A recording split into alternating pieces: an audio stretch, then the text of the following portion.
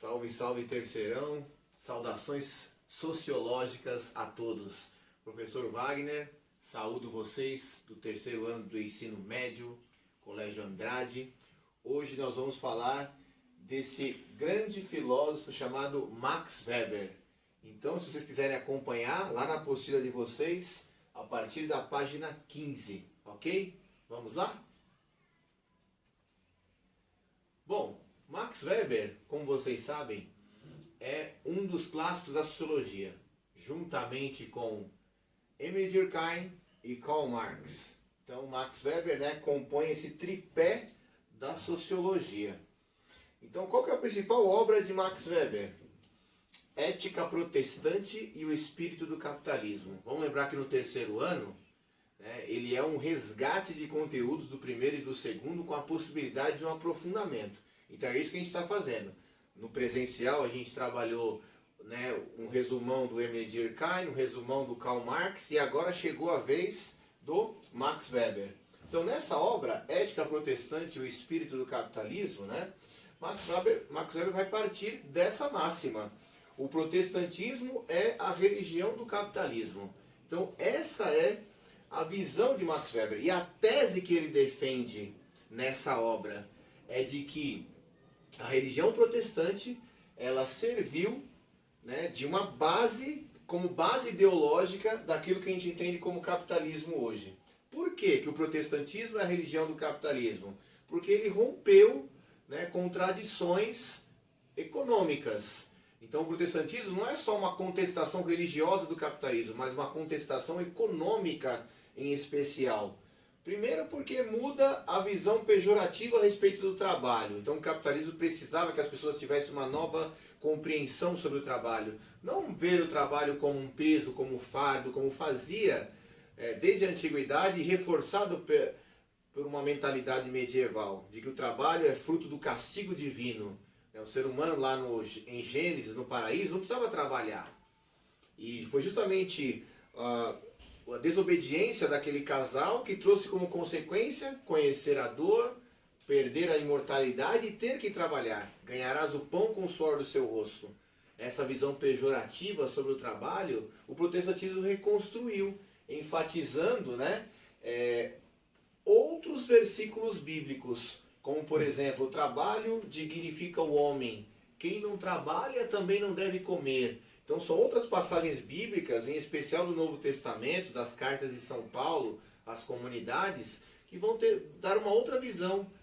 Tentar ver o trabalho como uma bênção de Deus, ver o trabalho como uma oportunidade da pessoa evoluir, de uma pessoa progredir, sinônimo de bênçãos, de prosperidade. Então quem muda essa visão pejorativa sobre o trabalho é o protestantismo. E o capitalismo se aproveitou disso para explorar as pessoas. É claro que o ideal é bonito, trabalhar para viver com as bênçãos de Deus, mas na verdade, por trás daquilo está incutido a ideia de que o ser humano tem que viver para trabalhar, cada vez mais. E também o protestantismo é a religião do capitalismo porque ele legitima o empréstimo com usura. O que significa isso? O empréstimo com juros era uma prática condenada na Idade Média. Hoje nós vemos o comerciante como um empreendedor, uma pessoa que se deu bem na vida, uma pessoa que se utiliza da sua astúcia para poder conseguir lucro. Na Idade Média isso era visto como um grande defeito, era uma prática condenável. As pessoas que comercializavam e conseguiam lucro a partir daquilo, emprestavam tendo em vista juros. Então o empréstimo com usura era uma prática condenável na Idade Média, assim como a prática do comerciante. Porque como que era visto? Como vigorava o sistema de trocas, se uma pessoa estivesse precisando de alguma coisa, nada mais justo que uma outra ir pela caridade e ajudar. E depois que essa pessoa foi ajudada, devolver aquilo na mesma medida. E não a partir do sofrimento, do momento de fraqueza, da desgraça do outro, a pessoa lucrar a partir daquilo. Então isso era visto na Idade Média como um problema para a igreja, como um erro, como um pecado. Então os burgueses, né, que eram aqueles que habitavam nos burgos, né, o que a gente ficou conhecendo depois como cidades medievais, onde aconteciam as feiras, eles eram mal vistos pela igreja. Né? Os burgueses eram aqueles que habitavam nos burgos, onde aconteciam as feiras medievais. Então essas pessoas, elas carregavam o estigma de serem comerciantes e falsários. Então, quando o protestantismo se apresenta como uma outra proposta de religião, os burgueses rapidamente abraçam essa nova ideologia com o objetivo de se livrar justamente do jugo, do fardo, do julgamento católico.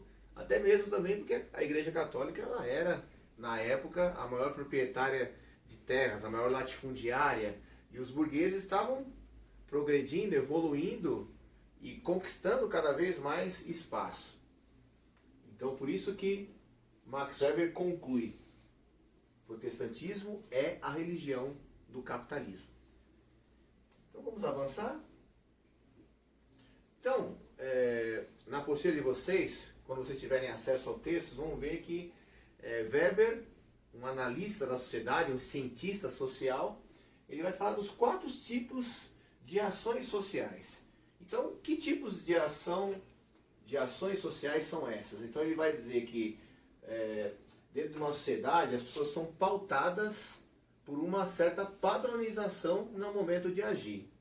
Então, as pessoas agem de acordo com a racionalidade, teoricamente, né? Ele chama de ação racional, que é quando as pessoas agem a partir da fidelidade a uma convicção. Então, não necessariamente a ação delas está pautada de fato numa racionalidade, em algo verdadeiro. Então, nem sempre fatos comprovam aquilo, mas a convicção, o fato dela acreditar naquela ideia, isso Weber chama de ação racional. As pessoas podem agir também pela ação efetiva. Essa ação efetiva são as reações emocionais diante do que está acontecendo. Então, muitas vezes as pessoas são motivadas a agir a partir da emoção. A emoção que ela foi alimentada para agir. Existe também, as pessoas agem na sociedade a partir de uma chamada ação tradicional. Essa ação tradicional ela é motivada pelos costumes. Eu vou agir dessa maneira por quê? Porque foi me ensinado assim, a partir da minha tradição, a partir do meu hábito, a partir das minhas crenças, dos meus costumes. Então é dessa forma que as pessoas agem em sociedade na visão de Weber. Agem por convicção, agem por emoção, agem a partir de tradições, hábitos e costumes, ou acontece também um quarto tipo de ação social, que essas ações acontecendo de uma forma simultânea, de uma maneira elencada. Isso que ele chama de relação social. Quando essas ações elas estão concatenadas, acontecendo de uma maneira ao mesmo tempo, de maneira simultânea. Então, as pessoas acreditam que elas agem por consciência, porque elas querem de fato. Mas, na verdade, na visão de Weber, elas agem por influências externas, de uma maneira coercitiva. Elas muitas vezes são induzidas, conduzidas a agir de uma determinada forma. Então, diante daquela pergunta, é o homem que faz a sociedade ou a sociedade que faz o homem? Weber responderia isso de uma maneira categórica. É muito mais a sociedade que faz o homem do que o homem faz a sociedade. Nós somos frutos do meio. Então, é isso que ele chama de uma conduta que leva em consideração as expectativas dos outros, sempre. Tá? Então, que exemplos nós temos disso? As relações políticas, as relações comerciais, as relações econômicas, todas elas são ações pautadas no que os outros querem que a gente faça. Instituições, pessoas, grupos, partidos. Então é assim que funciona a sociedade na visão de Weber. Tá? Dentro da política, dentro das relações econômicas, dentro das relações com as instituições sociais.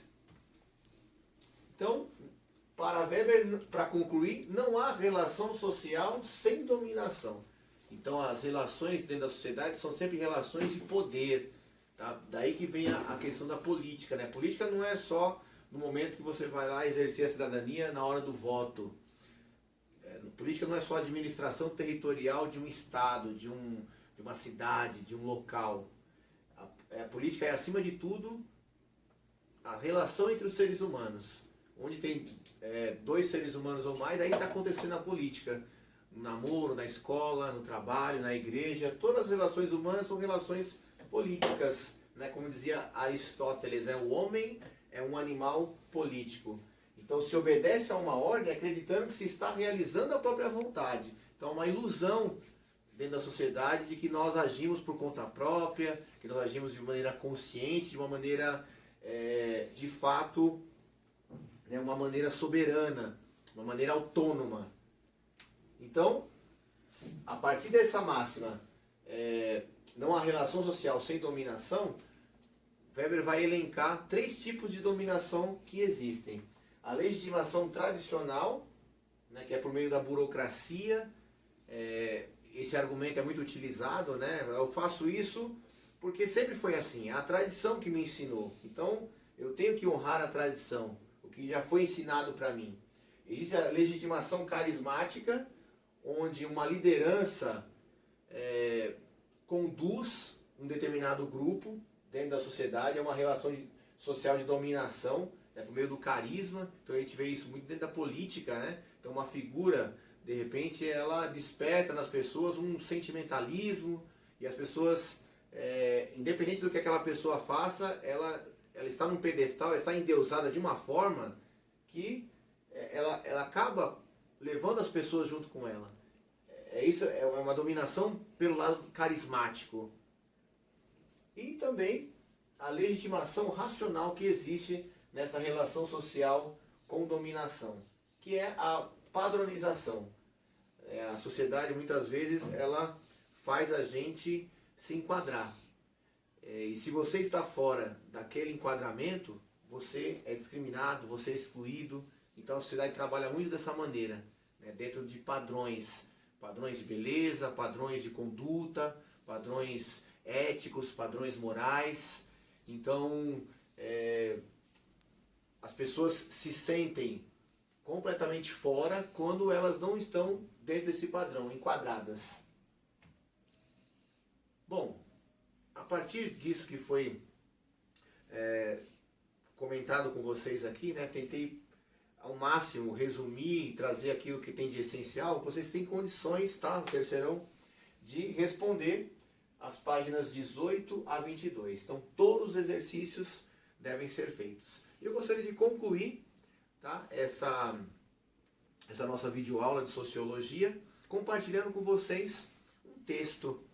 Tá? Um texto que nesse momento que nós estamos vivendo, né, que é um momento de pandemia, um momento muitas vezes de aflição, e a gente percebe como a importância do conhecimento, a importância do saber. Às vezes na escola, até vocês estão no 3º ano, às vezes pensam só no vestibular, mas a gente percebe como que nesses momentos de crise, como que cada disciplina exerce um papel fundamental na compreensão de uma complexidade que é esse momento que nós vivemos de crise.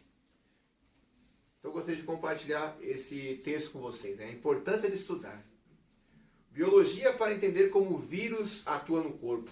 Matemática para entender a curva de crescimento da contaminação. Sociologia para entender como os governantes deveriam atuar neste momento. Filosofia para questionar se sua conduta está de acordo com o momento que estamos passando. História para ter noção de como o mundo foi afetado com outras pandemias que já ocorreram. Geografia para entender a rota de contaminação do vírus e a cultura de cada país. Língua portuguesa para saber interpretar o que é confinamento social. Artes para se entreter durante o confinamento e também valorizar o trabalho dos artistas, que muitas vezes costumam ser rotulados como vagabundos. Educação física para entender o quão é importante a atividade física para a imunidade. Química para entender como as substâncias podem ajudar ou atrapalhar o tratamento. Física para entender o funcionamento de um respirador mecânico. Enfim, vamos usar o confinamento para refletir sobre a importância do conhecimento? Valorize a escola e seus professores. Então, terceirão, essa é a mensagem que eu gostaria de deixar para vocês, tá? Usar esse ócio, esse tempo livre para refletir, para pensar, para questionar, para filosofar. A filosofia, ela é a mãe das ciências. Então a gente vê, né, nesse texto como que cada ciência dentro do seu campo contribui, né, para uma compreensão da totalidade que é essa problemática que nós estamos vivendo, né, sem precedentes aí na história recente. Bom, terceirão, espero que vocês tenham gostado, tá? Bons estudos para vocês, realize os exercícios, se tiverem dúvidas, use o canal de comunicação da escola para falar com a gente e tomara que a gente em breve já se encontre presencialmente, tá bom? Forte abraço, terceirão, fiquem com Deus, amo vocês, tchau, até a próxima.